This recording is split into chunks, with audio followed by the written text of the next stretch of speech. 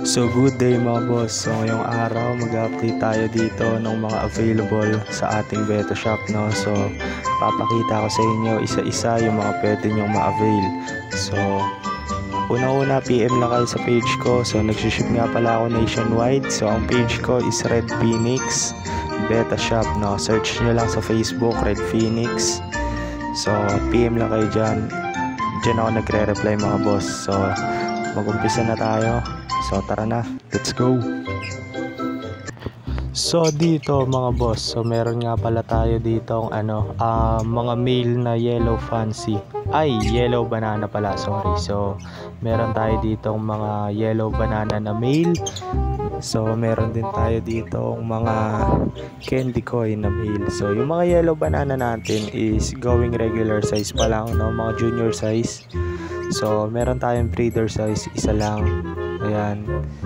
So meron din tayong mga candy koi mga boss. Kung naghahanap kayo, pwedeng male, pwedeng female. So kayo nang bahala, no. Ayan, mga female yan is ready to breed na. Pero yung male is junior size lang, no. Meron din tayong mga dito, mga red beta, no. So meron tayo dito ng super red. Ayan. Meron din tayo dito mga molting pa, no. Ito magmo-molt pa to mga boss. Molting pa yan. So dito mga boss, meron din tayo dito AOC. Ayan, red base na AOC. Meron din tayo niyan. So mga junior size lang, no. Meron din tayo dito tawag dito red base. Ayan. Ito molting pa kasi to eh. Molting pa. Pero nagbabubble nest na, oh. Pwede nyo na isalang to eh. Kahit junior size, pwede nyo na isalang yan ng breeding para ma-practice nila, no. Meron din tayo ditong FCCP. Ayan mga boss. Yung FCCP nating isa breeder size eh, no. To.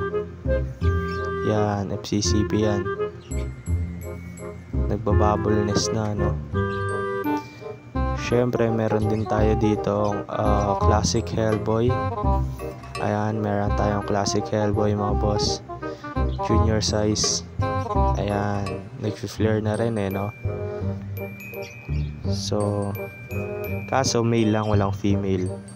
Ubus na yung mga female natin. Meron tayong mga dito, mga koi din, no, mga candy koi. Ayan.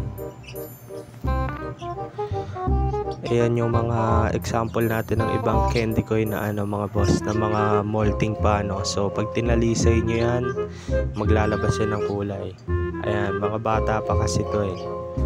Mga pa lang to eh, mga going 4 months pa lang to eh.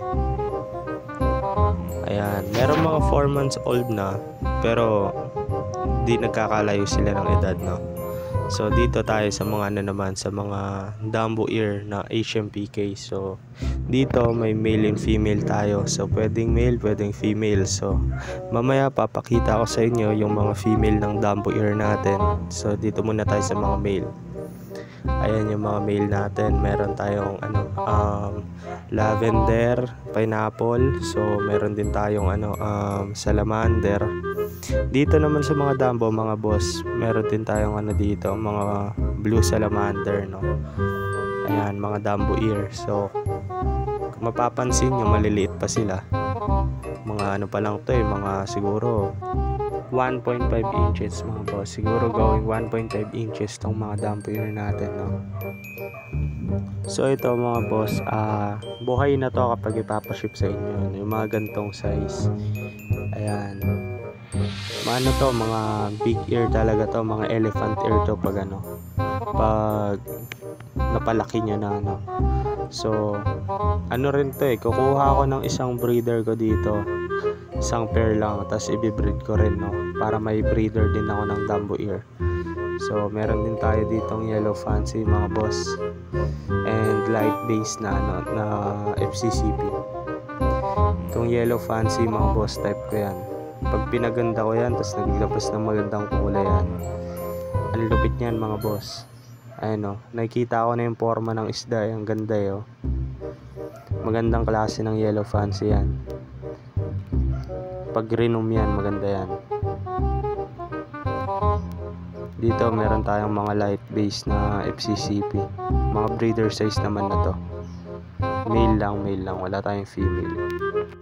So lipat tayo ng ibang rack mga boss. So dito naman mga boss, meron tayo ditong mga mga female na candy koi. So ito yung mga female na candy koi natin, no. So ito mga breeder size na, kita niyo na yung belly nila, no. Talagang may egg na. So possible na to na pag breed nyo and maganda-ganda yung yung gawin ng male diyan. Sigurado magda-drop to, no. Ayan, kita niyo mga breeder size natin na female, no. So meron din tayo ditong ito yung example natin ng blue salamander mga boss na Dumbo ear. Ayan junior size pero antikas na mga boss nagfi-flare na no. Ayan, meron din tayo ditong isa na lang to double tail na na half moon. Ito import line to mga boss. Isa na lang, 200 na lang yan. So dito meron tayo ditong mga yellow fancy. Ayan, so may mga yellow fancy tayo ditong junior size. Puro male lang mga boss, wala tayong female dito. Ayan, mga groomable pa. Mga bata pa yan mga boss. Pwede pang materialis yan. Ayan pag itinalisay nyo yan, lalong gaganda yan. Mga yellow fancy natin, ang gaganda.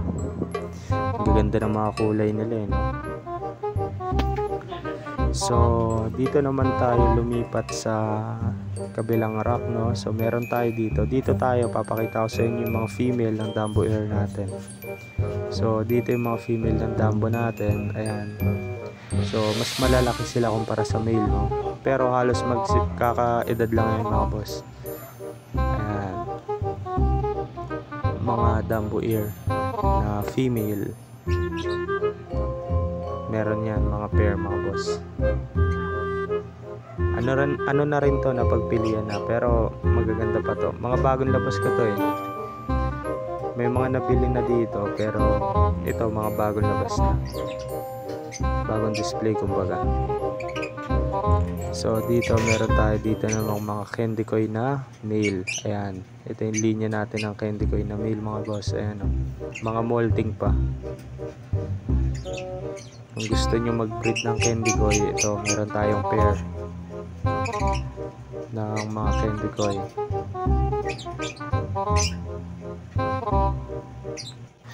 Yung mga male natin dito halo-halo na mas malalaki talaga yung mga female ng natin candy koi. So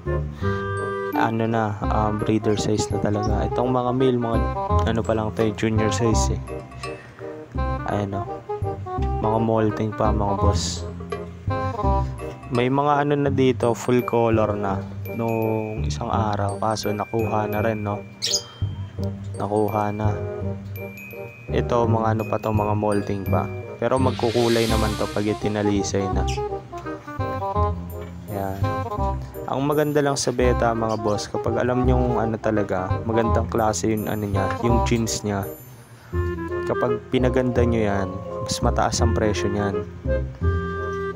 Ganyan ang presyo ng beta tsaka sa form, pag mas maganda yung form, mas mataas ang presyo nyan. Ayan, kaya habang hindi pa yan nagkukulay, mas maganda kunin nyo na yan, kasi tataas na ang presyo nyan pag napaganda na. Ganun ang sikreto kasi sa beta shop Meron nga akong kukunin gantong isang pair din. So papagandahin ko muna bago i-breed mga ganyan. Nagagandahan kasi ako sa candy koi So yung mga pa-fry ko doon sa taas is medyo malalaki na sila. So next vlog papakita ko. Meron din tayo dito mga boss itong mga steel blue blackhead na crown tail. Ayan, Steel blue na crown tail mga boss. Ito mga bago to. Yung mga BOCT natin ubos na eh. Meron din pala tayo dito dalawang yellow fancy. Yan, ibang pattern ng yellow fancy mga boss. Ayan yung size nila. Lagpas 1 inch. So lipat naman tayo dito sa sa kabilang rack. So dito bihira ako mag-video dito eh kasi medyo madilim eh. Pero dito papakita ko sa inyo. Meron tayo dito ayan, Dampu ear, nakakaiba yung kulay niya napakaganda. Ayan. So meron din tayo dito full color na candy koi. Ayan, pwede ko tong ibigay sa inyo with pair mga boss kasi yung female nito hindi pa full color So ayan yung full color na male. Pero sure ball yan, candy ko yan mga boss. Meron din tayo ditong AOC. Eto, meron pa tayo dito palang BOCT na isa. Ayan, kasi junior lang eh. Yan, babad to sa talisay eh. Kasi kapag tanghaling tapat, naaarawan din sila kaya lalong natingkad yung kulay nila eh. Ito, meron tayo ginugroom dito na FCCP. Ayan, papagandahin ko yan. Kasi naubos na yung FCCP ko na magaganda eh. Ng mga red base. So, magpapaganda na naman ako ng FCCP. Maganda kasi ang presyo nito mga boss, lalo pag talaga napaganda niya na so maganda-ganda ang presyo niyan.